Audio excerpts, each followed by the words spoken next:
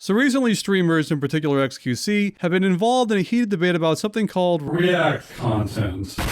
React content being exactly what it sounds like. Someone plays a piece of video content in its entirety and records their reaction to it. From there, the reaction can take many forms, but the most popular React content and the subject of today's video are live streamers reacting to pre-made YouTube content. The biggest issue is the actual reaction part of some of these videos are so minimal that many people, admittedly YouTubers and their fans, feel as though that the streamers are practically quote-unquote stealing the content, especially if this gets uploaded to YouTube. It seems you don't not just care about the law. It seems like you don't care about people's artistic, creative property at all. Many others, admittedly streamers and their fans, have come out against it and feel that this distinction either doesn't constitute theft or doesn't have any impact and may actually help the commercial success of the content. I like to create an environment where I engage with people in content.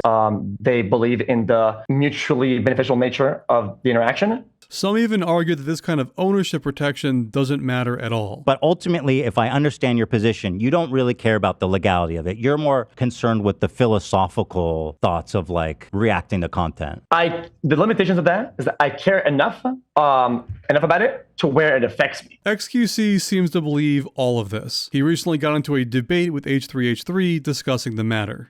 Bro, do it for a week. Do a week of no reaction content and see how many fucking views you get. Oh, he's crying in the corner.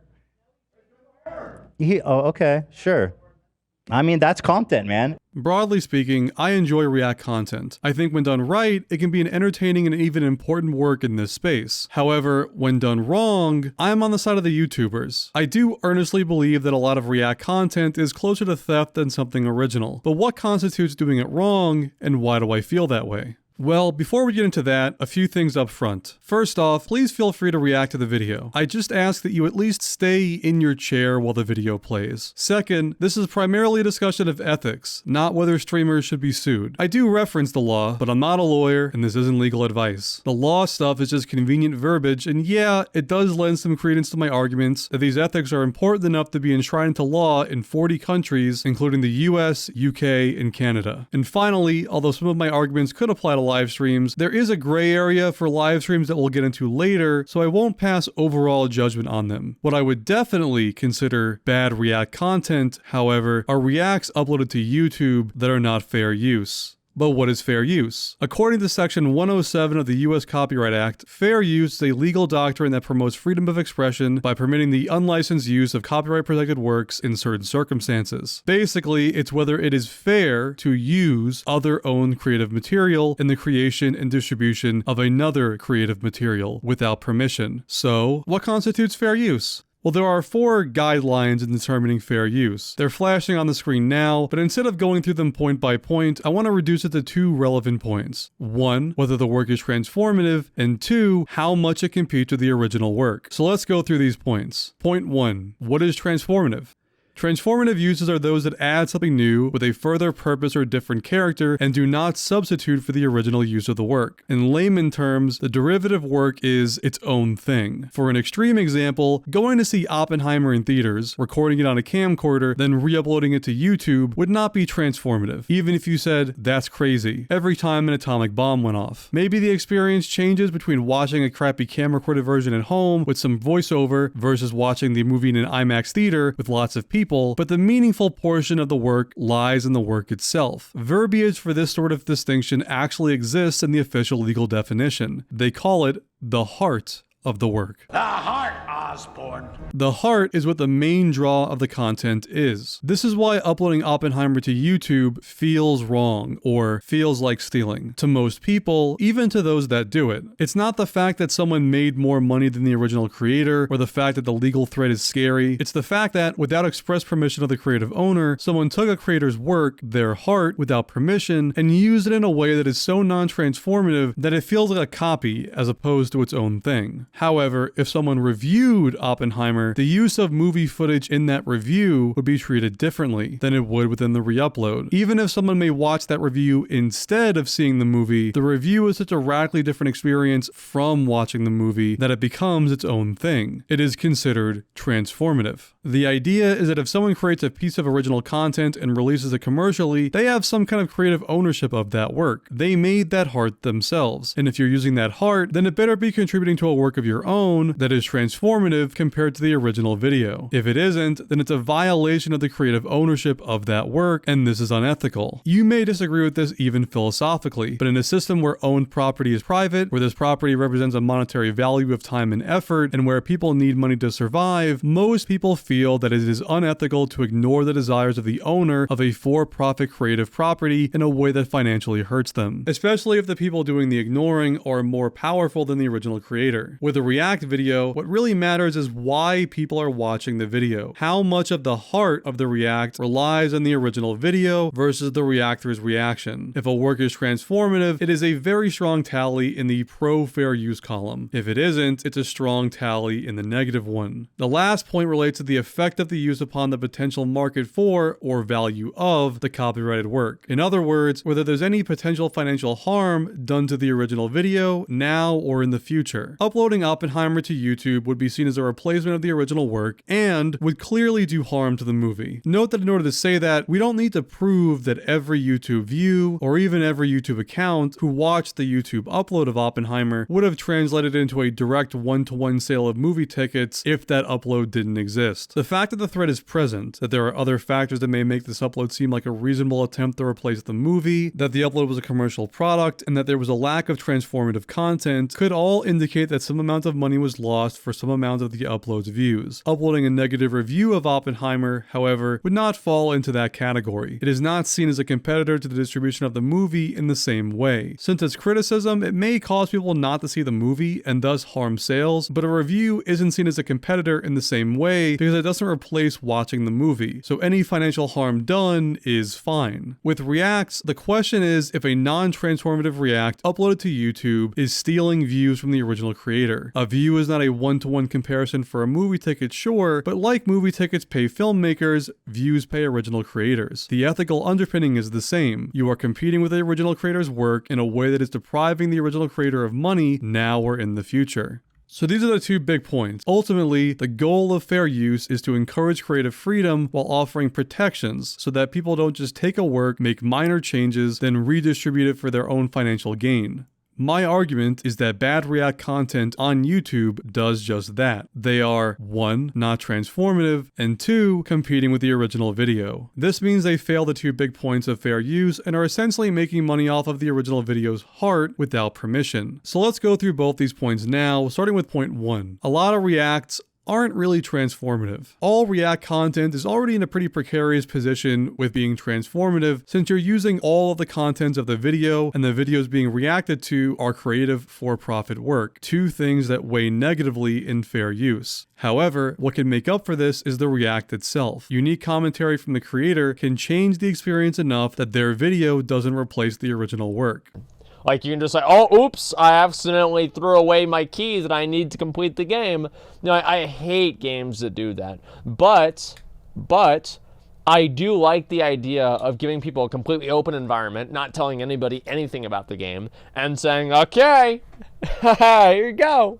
You know, it's fun. I think that'd be awesome. I think the only difference is that back in 1995, whenever these games were made, the whole context of it was completely different. One common counter-argument to even the idea of this is that the commentary doesn't really matter. Since there are no clear boundaries that indicate when a reactor has quote-unquote reacted hard enough, it doesn't make sense to draw those boundaries at all. However, having unclear boundaries doesn't mean that we can't come to even some soft rules. All decisions relating to creative damages exist on a spectrum with a few hard lines that are decided on a case-by-case basis. But even aside from that though, the vast majority of the quote-unquote commentary on these videos don't even come close to a gray area, much less fair use. The worst of the worst is the infamous live chair reaction. This is when a streamer plays a video while they were taking a break from streaming, leaving their empty chair behind. The live chair reaction has been memed because of how brazen the lack of fair use is. There isn't even a chance at any kind of unique commentary. You can't transform the video if you aren't in the room with the video. It doesn't matter if the empty chair is something that chat finds funny that could enhance the video that they are watching. My chair is more entertaining than some of their content. The fact that the chat is watching, they're saying it. If the chat's saying it, yo, dude, Mr. Chair's watching the video, that has value to people. That's funny. That doesn't make the chair transformative. I know streamers need to take a break, and leaving a video running can keep chat engaged, but your needs as a streamer does not give you the right to violate other people's creative ownership. If you want to babysit chat, use re-uploads of your own content or get permission. However, empty chairs aren't the main issue. It's when streamers are in the room with the video, but not adding anything to it. The same video, with xQc's face in the corner, still does not count as transformative. Even if he makes a face every now and then, that doesn't meaningfully change the work. The heart is still the original video. Some claim that a live stream can make the work transformative because of the watch party experience. Yeah, the chat, which is additive, and the chat itself is transformative enough.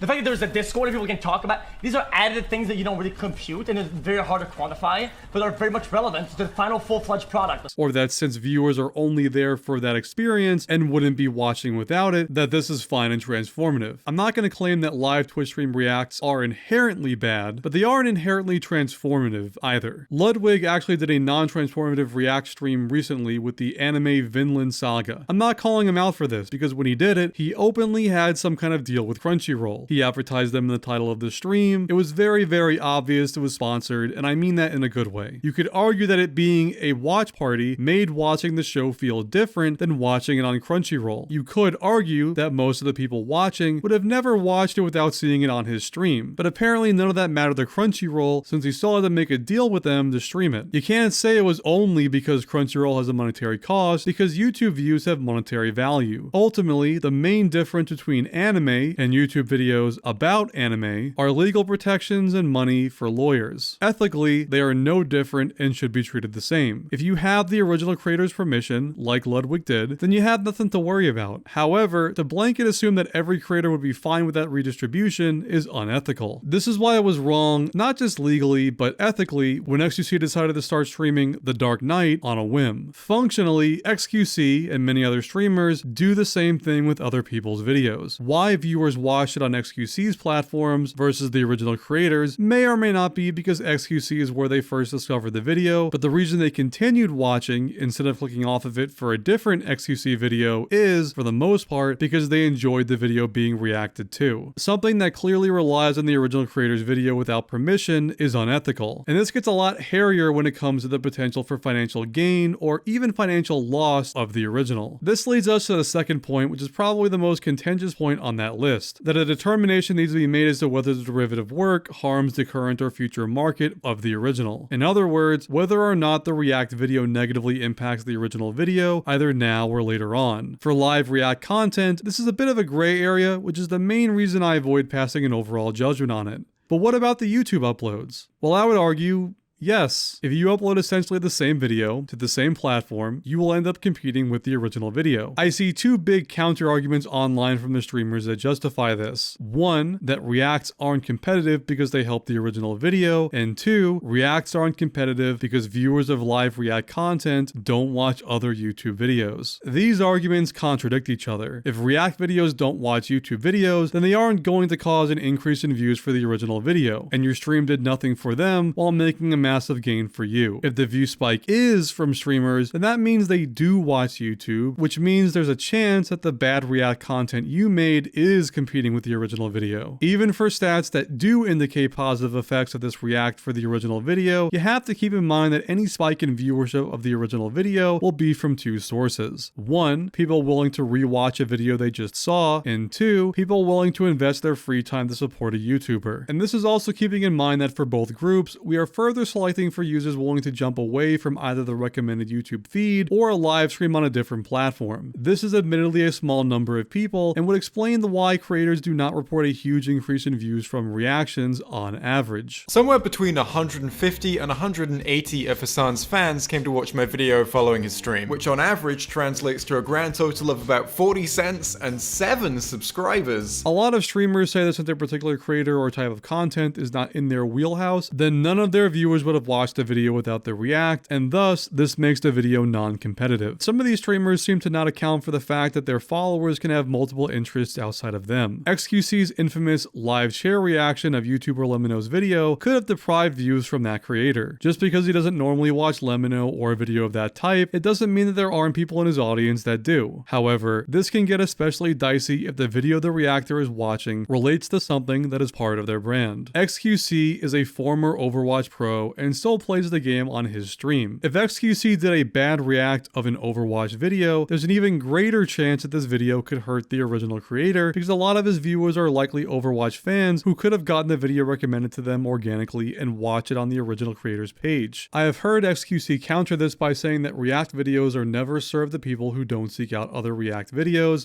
People that don't watch React content do not get served React content. But that seems like something way too hard to prove to say definitively. Speaking from my own personal experience, I have watched a video from an original creator, then been served React content for different videos of the same creator, sometimes before I even got recommended the original video. The algorithm works in mysterious ways. This is even stated as an implicit goal for some React streamers. And this sort of tracks when you also look at how some of these Reacts are marketed. Oftentimes, the title of the video is the same as the title of the original work, the thumbnail is the same with the reactor's face plastered on top, it's being uploaded to the same platform, sometimes the same day the video comes out, and this can very possibly jump on the same algorithm wave as the original video would, maybe even more so if the original creator has less pull than some of these larger streamers. Meaning this bad react could easily take impressions away from the original video, which would hurt its success and thus be competitive. And the impressions are the most important part. Because this kind of thing isn't just bad because of the lost money on one view, but the effect that one view lost has on the algorithm. This is the impression of this video, which is how many times YouTube has shown the video's thumbnail to people. And right beside it is the click-through rate, which is the rate at which people clicked on the video's thumbnail. Here you can see that YouTube has shown the video's thumbnail to people for about 30,600 times. Then the click-through rate, which is 10.5%, means that out of the 30,600 times YouTube showed this video's thumbnail, the more views a YouTube video gets, the more YouTube recommends it, leading to more views. The views on the React channel are bad, but aren't the real loss of the original video. It's the potential viewers that YouTube may have recommended it to if the original hadn't had any views stolen from them in the first place. This video did just that, and while this may seem like a flat line to you, this is actually remarkably good,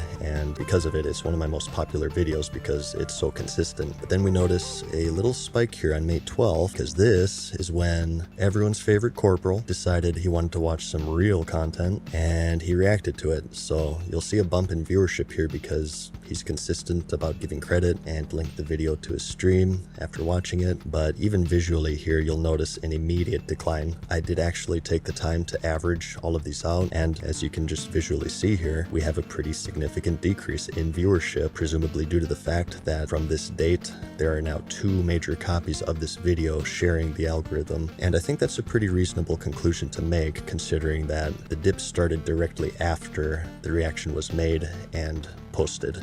But it becomes more significant when big creators react to each other or big to small. There was a recent case with my Diablo 4 fanboys video. It started off really well, getting pretty good views the first day. Then Asmongold uploaded a reaction to it, got good views the second day, but then the video fell off harder than Kwebbelkop on the third day. This is where the future market part of the fair use rule comes in. Similar to the Oppenheimer example's lost ticket sales, we don't need to prove that every single view of the react would have translated to the original video. A potential loss of income in the future, especially on that scale, could be an example of the video directly hurting the competition. The uncertainty of the scenario shouldn't be seen as neutral. Instead, it should be seen as weighing in favor of the original creator, the one we know for sure can claim ownership of the content. And again, clearly these videos are trying to infiltrate the same markets. I think it's fair to say that React videos, with the same content as the original, with minimal changes from the original, uploaded to the same platform as the original, with the same title and thumbnail as the original, are poised to ride the same algorithm as the original, to get to the same market as the original, and thus take away impressions from the original, which would take away viewers from the original, harm the growth of the original, and thus compete with the original, in a way that is not fair use and is unethical. Overall, bad React content is not necessarily a purely cooperative relationship. For every story of a creator that blew up, there are those that get nothing and essentially get used for their work. There is also uncertainty in exact numbers, but that means most of the onus is on the reactor to prove their work is transformative, not on the person who uploaded the original to prove why you stealing their content didn't benefit them. Some streamers will try to justify this by saying that even if it doesn't help the original video, it will help their channel in other ways. Some positives to it, if not a lot of positives, and some of them can actually do better. It can recommend other videos of that creator to viewers, it can bring more people to their channel, and get the original creator more subscribers. This hinges on a small group actively seeking out other work after you just took up their free time with someone else's content. Then, an unknown algorithm taking up impressions that are just as likely to compete with your other reacts as they are the original video. Even if this kind of thing doesn't help, that doesn't matter to fair use or the ethics of creative ownership. Fair use is about the effect on the original work, not on the creator's bank account. It doesn't matter if reposting Oppenheimer on YouTube may result in people paying money to check out Christopher Nolan's other movies. The YouTube upload would clearly negatively impact the original work of Oppenheimer, and thus it is not fair use. Similarly, exposure to a creator's other videos, while helpful, does not impact whether or not the react you are making is fair use for that particular video. If overall platform impact mattered, then there would be no creative ownership laws at all, and this is clearly something that the vast majority of people who create things don't believe in. Since it is their work, they should at least be at the table to negotiate and get that final say. And this leads to my last point that I wanted to discuss, which further exacerbates the ethical problems of this type of content.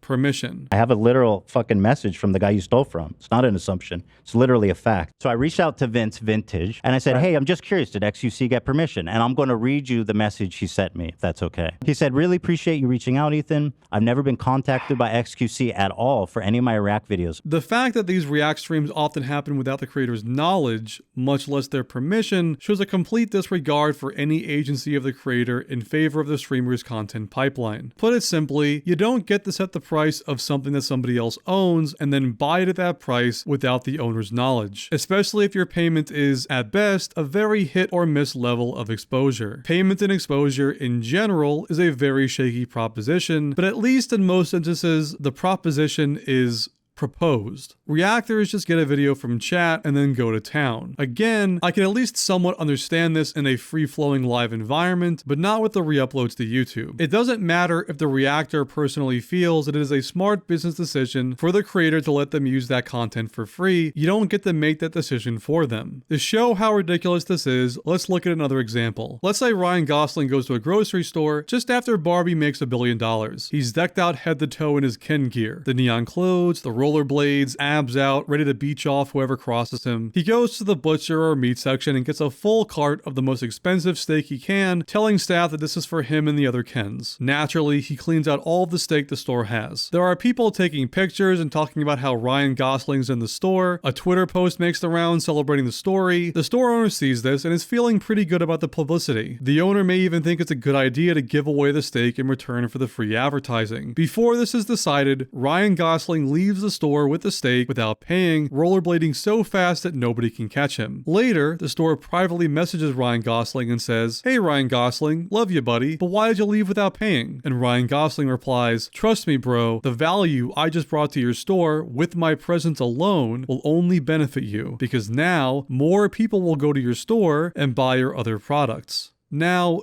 is there a chance that the manager would have let Ryan Gosling have those steaks for free? Yes. Is there an argument to be made that this arrangement will result in more traffic to the store? Also yes. However, does that inherently mean that enough people will go to the store are going to buy enough product to make up for the loss that Ryan Gosling and the rest of the Kens incurred? No. And does any benefit that does happen mean that it was okay for Ryan Gosling to have just assumed that it was okay to steal? A very big no. If the store decided to force Ryan Gosling to buy the steak while he was in the store, there's a chance that Ryan Gosling would have said no thanks, bought nothing, and then rollerbladed over to the next store. If they decided to let Ryan Gosling have the steak, there is a gamble on whether this loss of profit would help the store or not. But that decision to take that chance is up to the owner of the store, not Ryan Gosling. The issue is that Ryan Gosling stole and didn't give the owner any chance at negotiation or anything that both parties could see as mutually beneficial. He assumed and then took. Similarly, a lot of reactors will assume a creator is okay with that work being stolen or being non-reacted to, and also assume it's okay for them to re-upload it to their YouTube channel, and they don't actually have any kind of permission. I think ultimately, a lot of the disconnect relates to a misunderstanding with how much work is being taken here by the streamer. My personal take is this. I love big streamers watching, like xQc, Hassan Mizkif, Moist Critical, watching my videos on their stream. It's a big ego boost, but when xQc does it, it's different. When he watches my video, he always re-uploads the whole thing on his YouTube channel with his insightful commentary as, wow, chat, isn't this crazy? xQc, he really just steals my shit, entertains his audience of hundreds of hours I put into my videos, while I get just a link in the YouTube description. The problem isn't the reacting, it's the re-uploading of my video with his face on the thumbnail. Wait, why are you, well, hold on, this guy says you stole his shit. Why are you denigrating that? I think you should take this seriously. Well, because one is a paid actor, right? Which I think, well, I mean, this is exactly, I mean, that's a paid actor, 100%. Wait, what? What did you say? It's a paid actor. He's a paid actor. I think this is why so many streamers don't really have an issue with bad reacts. They don't think about videos in the same way that YouTubers do. When you're a YouTuber, your videos are the product. People may care about your unique artistic voice, but only in the capacity it produces more content. When you're a streamer, you are the product, more than any individual clip you make. If YouTubers are movie directors, then streamers are improv stage entertainers. So the individual pieces of content don't really matter to them as much. So that's why the React space is in such a quandary right now. The lack of transformative work in many of the videos, the competitive nature of uploading the videos to YouTube, the lack of permission from the creators, and a lack of understanding from streamers all form something that anywhere else would be legally and ethically considered stealing. So what should the solution be?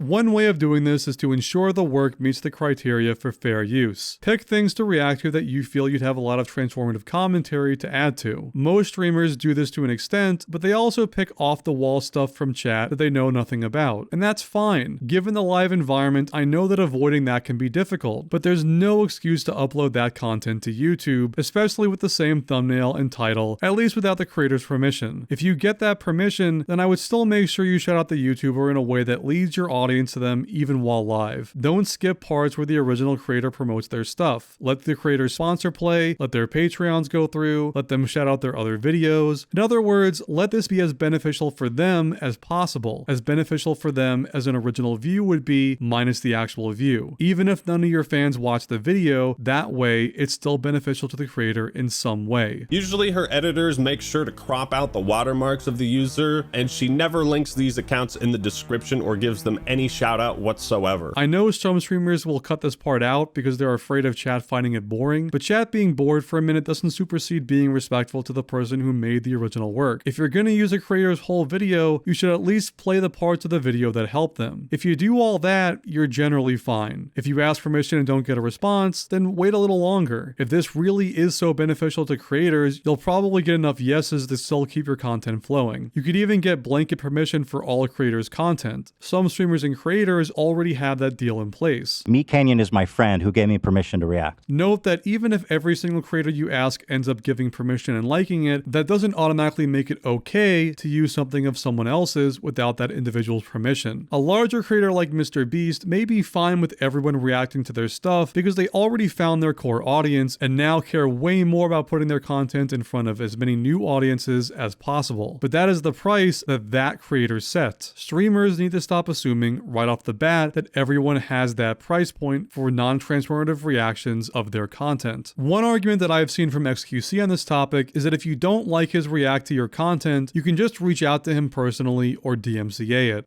If he had asked, he doesn't have to, he can use the DMCA system, and maybe there will be Twitter drama or not. We never make drama for DMCA stuff. But then I don't know what you're talking about, dude. There are obvious problems for each. Reaching out personally is a no-go, as it's very unlikely a smaller creator's message is going to be at the top of the pile for a larger streamer like xQc. Meanwhile, a DMCA, even if effective, is painting a target on your back for all the streamer's fans to go harass you. And I don't DMCA him because I don't want the Twitter drama. Aside from that though, it also doesn't account for the potential earnings already lost from the React video. To be fair to xQc, he has also said that he'll pay you for lost revenue at one point, but only if you can prove it, which I imagine is dependent on him and his understanding of revenue and copyright. Forgive me for not having much faith about how my video will be valued from the guy who felt like he could watch The Dark Knight on stream. Either way, this whole punish me if I did something wrong angle wouldn't really fly for stealing anything else. You don't get to steal from a grocery store because your friend who works at another grocery store let you walk out with produce for free. You don't get to watch an anime show for free because some creators let you stream and react to their content for free. It is not a YouTuber's job to reach out to you in order to tell you that you stole from them. Ultimately, this sort of attitude is a way of avoiding any kind of work or responsibility for using other people's content. Like it or not, if non-transformative React content is your bread and butter, for your channel at least, then this responsibility needs to be part of the package. If not, the Reacts you are doing are unethical. To sum everything up, you do not have a fundamental right to other people's content. Fair use matters, permission matters, and creative ownership matters too. React content can be an amazing space. It can be entertaining, it can be informative, it can even potentially help the creator if the reactor lets it. But ultimately, the choice of using a non-transformative piece of content should rely on the permission of the owner of that content, not the most famous person in the room. So that's everything I have to say about this. If you made it this far, thanks. Even if you disagree, thanks for at least hearing me out. There's more I would have liked to cover, more specific examples of things I'm saying, but this video is long enough and I wanted to get this video out there because I felt it was important to share my 2 cents, even if only a handful of people see it. As a last note, I would also personally like to send a message to xQc. First off, I don't really have a problem with you personally. Secondly, I'd like to throw my hat into the ring to talk to you about this issue in a discussion or debate, live or not. Just reach out via Twitter at Don Lasagna and we can schedule something that works. In the meantime, I'm Don Lasagna, and if you'd like to see more content like this, consider liking, subscribing, commenting, and sharing the video. I would consider making more videos like this if this one got a good response. Thanks so much for watching everyone, and see y'all next time.